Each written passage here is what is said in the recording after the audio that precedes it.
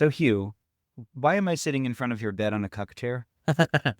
Ben is in the cook chair today, not because he is the cook. Keep your fan fiction to yourself, please, but because we're on tour. Uh, Hi, we're in Bath. yeah, we're in Bath. Yesterday, we were doing a live podcast recording in Sheffield at the Crucible, which will be hitting your streams soon.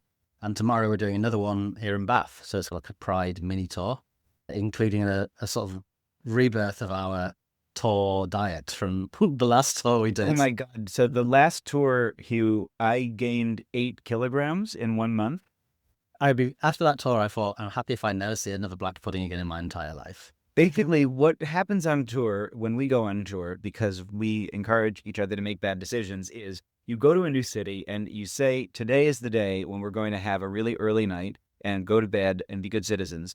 And then what happens is the nicest people in the world, Yeah. and in this case, shout out to Levin and everyone else at Sheffield Docks Fest for being the nicest people in the world, are like, oh, don't you want to come do this really fun thing that we've thought of that you would really enjoy? Which last night was a World of Wonder Presents Drag Ball as part of this documentary film festival, Which is fun. which was really fun. Yeah, great queens, great vibes. But then you get too drunk, and then you wake up with a massive headache, and then you eat this like massive full English in the English hotel, and then you go on the train Yeah. with a hangover to the next destination. And rinse and repeat. So that's where we are. But I had a really good time last night.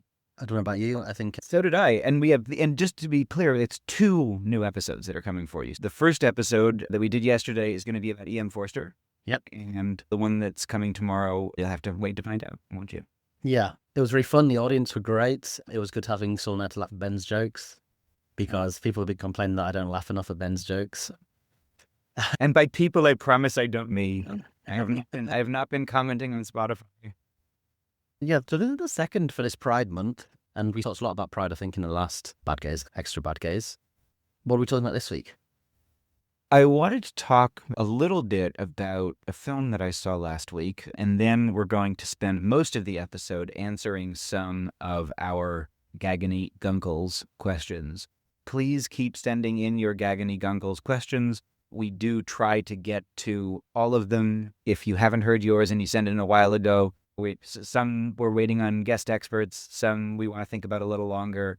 We have to figure out timing and stuff, but please do keep sending them in. We do read them all. We love getting them. We love doing this with you guys. So, yeah.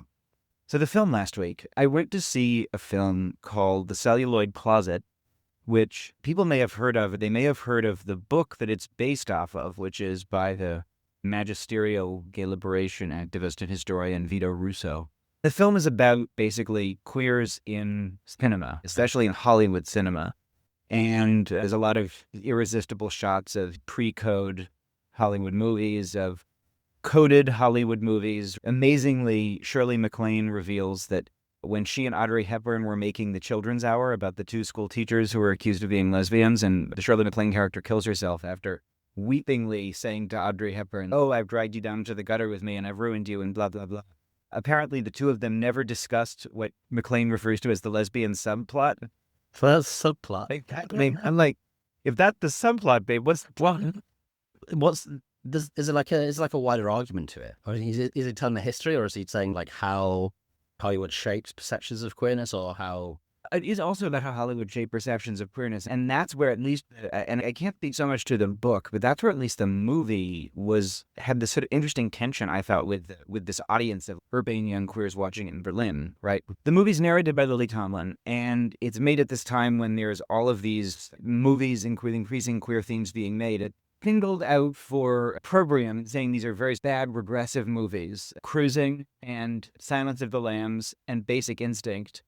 And it singles out for praise Philadelphia, starring Tom Hanks. Wow, okay. And every single person in the audience sitting there now we would never in a million years sit down and watch Philadelphia, but we love Basic Instinct, we love Cruising, and we love Silence of the Lambs. Yeah. I think it points a little bit to the limits of representation, right, as a political project. There's so much emphasis in this movie on, like, the way that film shaped attitudes of queers as being reactionary, regressive, whatever. And I couldn't help but wonder, because I'm apparently Harry Bradshaw, whether really the movie wasn't giving a little bit too much credit to film, right? That these are all attitudes that existed beforehand. Yeah. And so if we then hold someone accountable for being the source of all of this, do we then end up in a world where we have a really cramped and basic attitude towards what kind of representation is good for us and what kind of representation is bad for us? Yeah, yeah. Because And is Philadelphia, where gay guys are represented as being noble, dying heroes, really better representation than representing gay people as like cool, sexy, pathological killers? yeah, because representation, I feel like it's changed maybe in the last 5 years, but certainly 10 years ago, there's a strong emphasis amongst the queer movements, especially people talking online, about representation.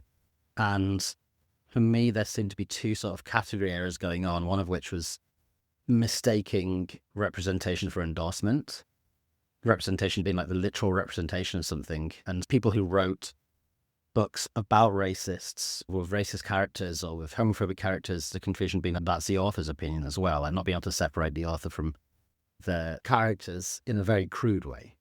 And then the other being that maybe there's a sort of move where people regard representation as only seeing a version of themselves that they want to see depicted on screen. Yes, Or so actually what it is idealism.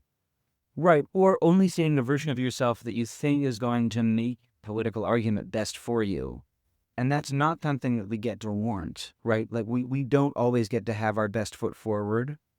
And also, it is almost always more artistically interesting to tell stories about complicated people than it is to tell stories about people who suffer nobly, right? And noble suffering is its own kind of problematic representation if you really get into it. You had quite a story about the movie Philadelphia, and we were talking a little bit before the episode.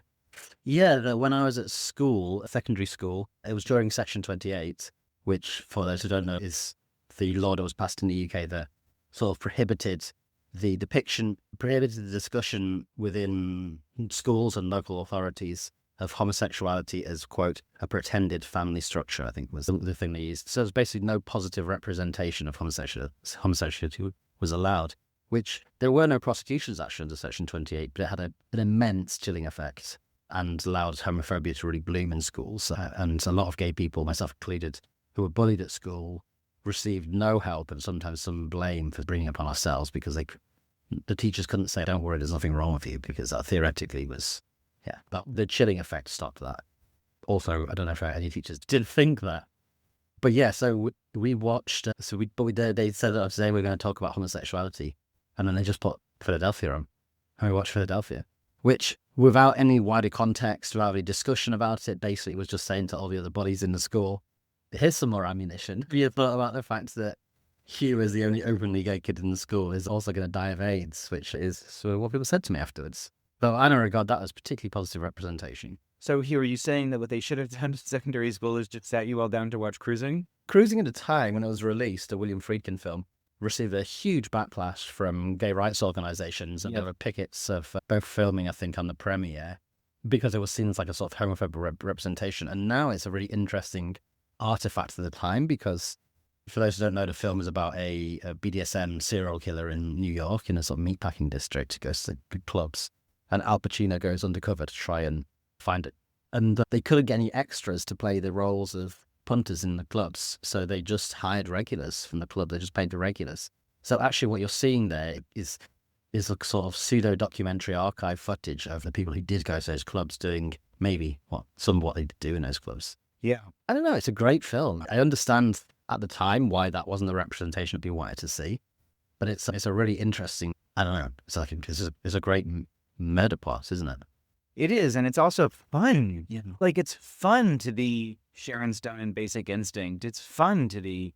There's a kind of... And it's a phrase that gets so overused to do so much terrible political damage, but I feel like when people talk about political correctness, what they sometimes mean is this very kind of single-minded abandonment of even a kind of minoritized community's ability to find pleasure and sustenance in embracing like stereotyped depictions of itself, right? And don't take that away from us. It was interesting when you mentioned Philadelphia earlier, and then I was thinking about my experience of it at school, because I have recently watched all 3 series of Heartstopper. Oh, God. And read the books, all the books. Oh God, all 5 volumes, you're I a think, braver man than I am here. to write a review that I think I'm going to put on my Substack soon. But one of the reviews of that was from Attitude magazine, and the review was the one-line review was the gay romance we wish we'd had in high school. And I was thinking about the phrasing we wish we had in high school and how that's retroactive. Like now, it's what a certain type of like older, like gay man, like gay millennial my age, Yeah. wishes had existed then. But I think when I was at high school, it's not it's not the gay romance we wished we had in high school. The wishing is the current thing because the representation is so loaded into this TV program and the novels, the graphic novels, that is, I don't know how to describe it. It's a very strange sort of representation of teenage male sexuality in that it's very denuded of actual sexual desire.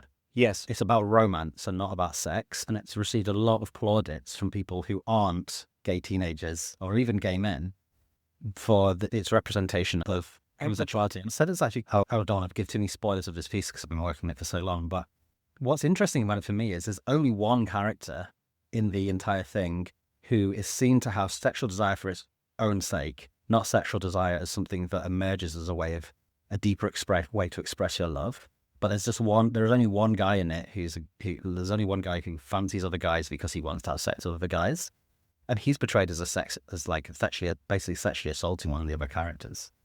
And then when that character does get into a relationship, there's this other trope, which I think you get in depictions of gay men.